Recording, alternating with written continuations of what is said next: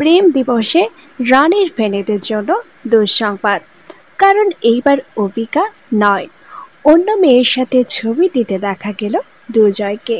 অনেকদিন ধরেই শোনা যাচ্ছিল চুপিসারে প্রেম করছেন অর্কপ্রভ, তবে দুর্জয়ের মনের মানুষটি কে?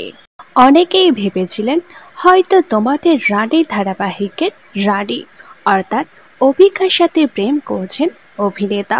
ভ্যালেন্টাইন্স ডেতে হয়তো তার সাথে ছবি পোস্ট করে তাদের প্রেমের গুঞ্জনে সিলমোহর দিবেন, এমনটাই ভেবেছিলেন দর্শকেরা। কিন্তু সেই দিন রানী নয়, শ্রীতমাদের সাথে ছবি শেয়ার করলেন অভিনেতা।